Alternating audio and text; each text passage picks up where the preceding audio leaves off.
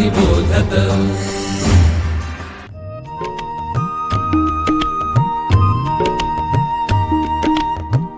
विवेकी अक्षर विवेकी लेखन सुश्राव्य वाचन श्रवणार्थ चरित्रे संस्कारी धीरवीर गाथा रम्य बालकथा अनुभवा अमृताचे शब्द थोर आणि सान सगळ्यांचे कान आनंदावे चालता बोलता ऐकावे पहावे ज्ञानी होत जावे सहजची।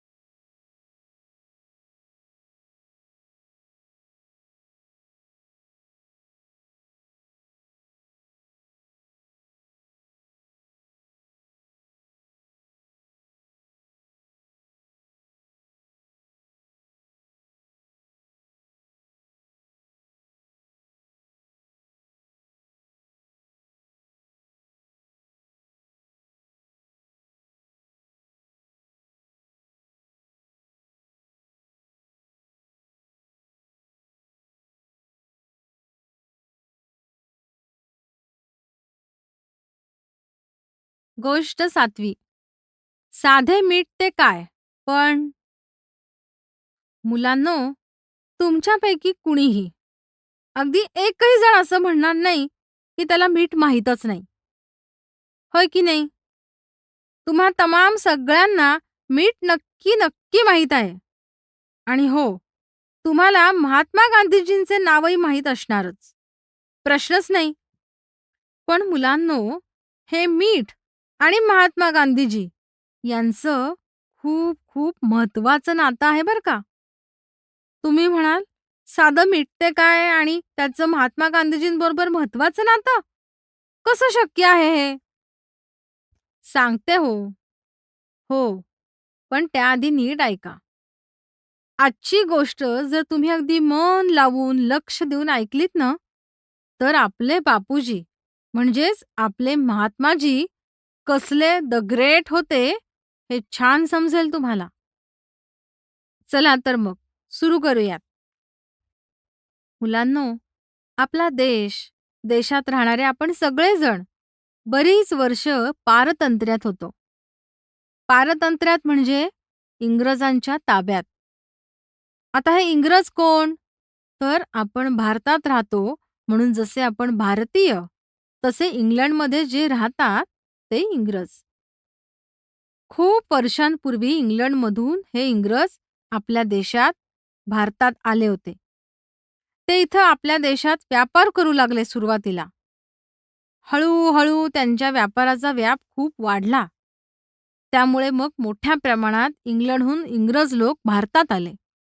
त्यांची मुलं बाळं, कुटुंब आली. त्यांनी आपल्या दुकानांच्या, गोडाऊनच्या सुरक्षेसाठी वॉचमन्स नेमले. नंतर तर सैन्यही उभं केलं त्यांनी आपल्या भारतात.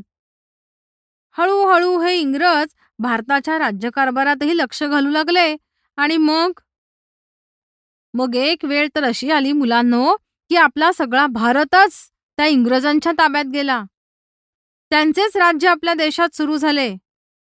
आपण परतंत्र झालो. इंग्रज आपले राजे झाले. खरं तर हे सगळंच खूप भयंकर घडलं होतं. पण घडलं होतं हे मात्र खरं. हळू-हळू हे इंग्रज अधिकारी आपल्यावर खूपच अधिकार गाजवू लागले. खूपच. म्हणजे इतका की की साधं मीठ सुद्धा त्यांच्या परवानगीशिवाय घेणं त्यांनी आपल्यासाठी बंद करून टाकलं. हो ना. ते म्हणाले, "आधी मिठावरचा कर भरा, मगच आम्ही मीठ देऊ तुम्हाला." आता हा कर म्हणजे काय? तर सोप्या भाषेत कर म्हणजे फी. तुम्ही भरता ना फी शाळेत, तसंच मिठासाठी फी भरायची आधी आणि मगच मीठ खरेदी करायचं. म्हणजे बघा ना, मुलांनो, मीठ बनवत होतो कोण? आपण. ज्या समुद्राच्या पाण्यापासून आपण मीठ बनवत होतो, तो समुद्र कुणाचा? आपला. समुद्र किनाराही आपलाच. मेहनत आपली. सगळं सगळं आपलंच. हे इंग्रज तर बाहेरच्या देशातले, इंग्लंडमधले. त्यांचा त्या मिठाशी, ते तयार करण्याशी कसलाही संबंध नव्हता. तरीही आपणच तयार केलेलं, आपल्याच देशातलं मीठ घेण्यासाठी आपल्याला कर द्यावा लागत होता. आणि कुणाला? तर इंग्रजांना. का? तर म्हणे त्यांचं राज्य होतं ना आपल्यावर. ते आपले राजे, आपण त्यांची प्रजा. आणि मुलांनो, हे फक्त मिठाबाबतच नव्हतं बरं का. चहा, कापड, अन्नधान्य अशा कितीतरी वस्तूंवर इंग्रजांनी कर लादले होते. खरं तर हे योग्य नव्हतं. चुकीचं होतं. खूप खूप चुकीचंच होतं.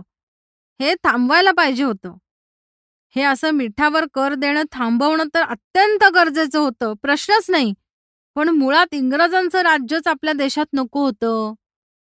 त्यांनी आमचा देश सोडून जावं आणि आमचं स्वातंत्र्य आम्हाला परत द्यावं, हेच तर खरं सगळ्यात महत्त्वाचं होतं. आणि नेमका हाच विचार लोकमान्य टिळक, नेताजी सुभाषचंद्र बोस, सरदार भगतसिंग, स्वातंत्र्यवीर सावरकर, पंडित नेहरू अशा अनेक देशभक्तांच्या मनात थैमान घालत होता. महात्मा गांधीजींच्याही मनात तरी दुसरं काय होतं? त्यांनाही हेच वाटत होतं, की आपलं स्वातंत्र्य आपल्याला मिळालं पाहिजे. इंग्रजांनी हा देश सोडून निघून गेलं पाहिजे. पण हे होणार कसं? याबद्दल गांधीजींनी एक विचार, एक मार्ग शोधला होता. तो होता इंग्रजांच्या विरुद्ध उघड-उघडपणे आणि ठामपणे उभं राहायचं. पण म्हणजे नेमकं काय करायचं? तर इंग्रजांनी आपल्यावर लादलेले कायदेच तोडायचे. कायदेभंग आंदोलन करायचं. सत्याग्रह सुरू करायचा. त्यांनी ठरवलं, आपल्या या चळवळीचं पहिलं पाऊल उचलायचं. ते म्हणजे मिठाचा कायदा तोडायचा. त्यांनी उघडपणे इंग्रजांना सांगितलं. ते म्हणाले ते म्हणाले, "मी मिठाचा कायदा तोडणार आहे. तुमच्या परवानगीशिवाय आणि कर न भरता मी मीठ घेणार आहे. हाच माझा मिठाचा सत्याग्रह. हेच माझं स्वराज्यासाठीचं आंदोलन." आणि आणि गांधीजींचं आंदोलन सुरू झालं. तो दिवस होता 12 मार्च 1930.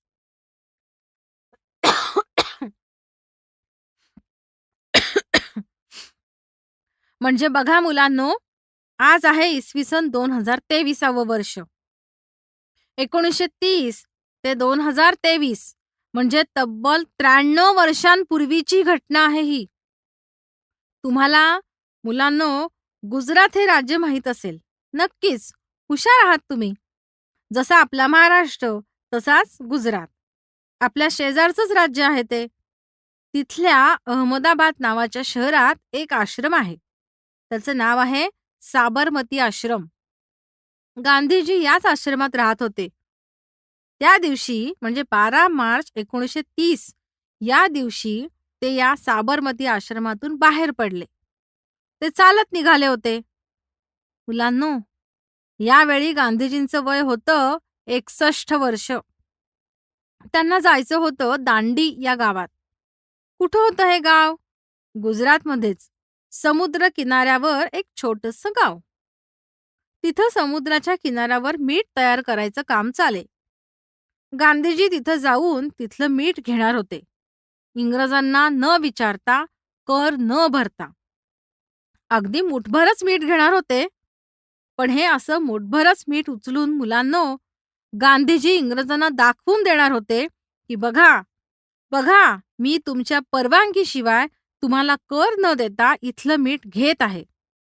कारण या मिठावर तुमचा नाही, माझा अधिकार आहे. आम्हा भारतीयांचा हक्क आहे तो. तुम्ही कोण कर घेणारे? मी हे असं मीठ घेऊन तुमचा मिठाचा कायदा मोडत आहे. मी तुमचे कायदे, तुमचं राज्य मानतच नाही. मी तुमचा अधिकारही मानत नाही. मुलांनो, गांधीजी एकटे नव्हते गेले बरं का दांडीला. त्यांच्याबरोबर त्यांचे स्वयंसेवकही होते. 78 स्वयंसेवक होते ते. ते सगळेजण चालत दांडी या गावाकडे निघाले होते.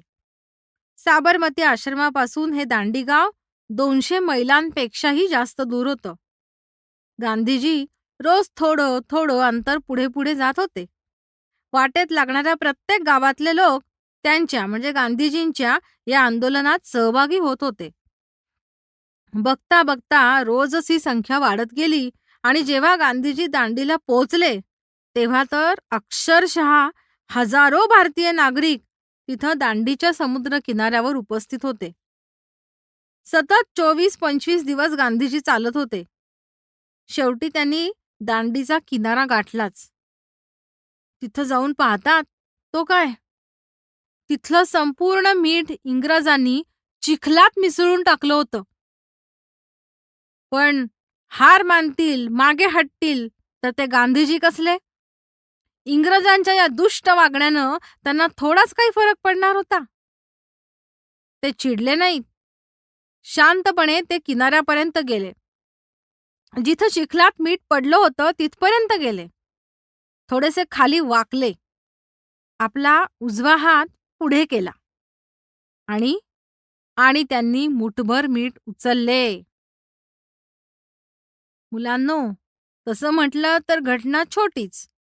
मुठभर मीठ उचलणं, बस एवढंच. पण मुलांनो, या एका छोट्या घटनेमुळं संपूर्ण भारतभर परिणाम झाला होता. एक फार मोठं, यापूर्वी कधीही कुणीही न केलेलं काम महात्मा गांधीजींनी केलं होतं. ते केवळ मुठभर मीठ उचलणं नव्हतं, तर तो गांधीजींनी इंग्रजांना दिलेला इशारा होता. त्यांनी इंग्रजांना दाखवून दिलं होतं की आम्ही भारतीय तुम्हाला घाबरत नाही. आता इथून पुढे आम्ही तुमचा छळ सहन करणार नाही. आमचे अधिकार आम्ही मिळवणारच. आणि नेमकं तसंच झालं होतं. संपूर्ण देशभर सर्वत्र लोक जागे झाले होते, धीट झाले होते. देशप्रेमानं स्वराज्यासाठी ते पेटून उठले होते. याचा प्रत्यय पुढच्या काही दिवसातच आला. तो असा, दांडीनंतर गांधीजींनी जाहीर केलं की आता मी धारासणा इथल्या मिठाच्या फॅक्टरीसमोर आंदोलन करणार आहे. दांडीजवळच हे धारासणा गाव होतं. गांधीजींनी याही आंदोलनाची पूर्ण तयारी केली होती. पण इंग्रजांनी त्यांना अटक केली, तुरुंगात टाकलं. आता आता पुढं काय? आंदोलन संपलं? नाही, उलट ते अधिकच पेटलं. ज्याला ज्याला जिथं जिथं शक्य होतं तिथं तिथं त्यानं हे कायदेभंगाचं आंदोलन सुरू केलं होतं. धारासणाचं आंदोलन तर स्वतः सरोजिनी नायडूंनीच त्यांच्या हाती घेतलं होतं. त्यांच्यासोबत तब्बल 2,500 स्वयंसेवक होते. त्यांनी या स्वयंसेवकांना अतिशय स्पष्टपणे सांगितलं, कुणीही हातात कसलंही शस्त्र घ्यायचं नाही, साधी काठी सुद्धा नाही. आपण फक्त एकच काम करायचं आहे आणि ते म्हणजे इथल्या मिठाच्या फॅक्टरीतील मीठ घ्यायचं आहे. बाकी काहीही करायचं नाही. इंग्रजांचे शिपाई आपल्याला अडवतील, बडवतील, पण आपण साधा आपला हातही वर करायचा नाही, विरोध करायचा नाही, पण आंदोलन सोडून पळूनही जायचं नाही. त्यांनी स्वयंसेवकांच्या छोट्या छोट्या तुकड्या केल्या. पहिली तुकडी घोषणा देत फॅक्टरीकडे निघाली आणि पोलिसांनी त्या स्वयंसेवकांना अडवलं. स्वयंसेवक निर्धाराने पुढे जाण्याचा प्रयत्न करू लागले. मग मात्र पोलिसांनी लाठ्यांचे तडाखे मारायला सुरुवात केली. डोक्यावर, खांद्यावर, पाठीवर, पायावर, अगदी सापडेल तिथे. स्वयंसेवक मात्र जराही विरोध करत नव्हते. मारामारी, प्रतिहल्ला असलं काहीही नाही. फक्त पुढे जाण्याचा आटोकाट प्रयत्न. कित्येक स्वयंसेवक जखमी झाले, रक्तबंबाळ होऊन जमिनीवर कोसळले. वेदनांनी कळवळू लागले, पण ते माघारी आले नाहीत. बघता बघता संपूर्ण तुकडी ही जमिनीवर कोसळली. लगेच पाठोपाठ दुसरी तुकडी निघाली. पुन्हा पोलीस, पुन्हा लाठीमार, जखमा, रक्त, जमिनीवर कोसळणं, मग तिसरी तुकडी, नंतर चौथी. सरोजिनी नायडूंचे शब्द प्रत्येक सत्याग्रहीच्या कानात दुमदुमत होते. आपण फक्त पुढे पुढे सरकत राहायचे.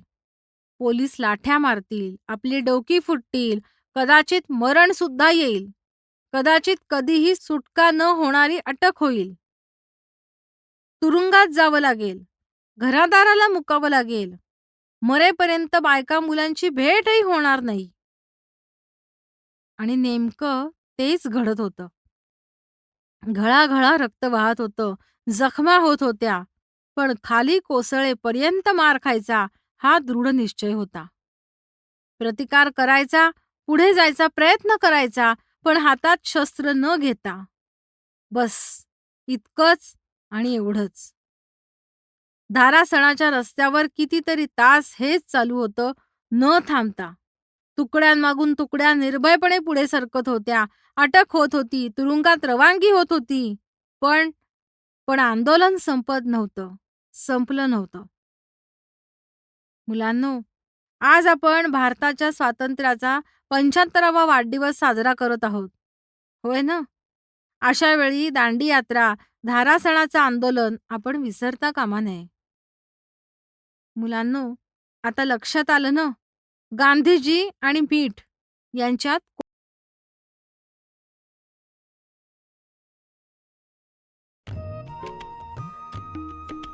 विवेकानंद केंद्र मराठी प्रकाशन विभाग म्हणजेच MPRV गेली 35 वर्षे संस्कारक्षम आणि राष्ट्रजागरणपर पुस्तकांच्या प्रकाशन व्यवसायात 135 हून अधिक पुस्तके, 10 लाखांहून अधिक प्रतींची एकूण विक्री, कार्यकर्त्यांना उपयोगी पडेल अशा माहितीची विवेकशलाका आणि केंद्राच्या देशभरातील कार्याचा परिचय करून देणारी कार्यदर्शिका.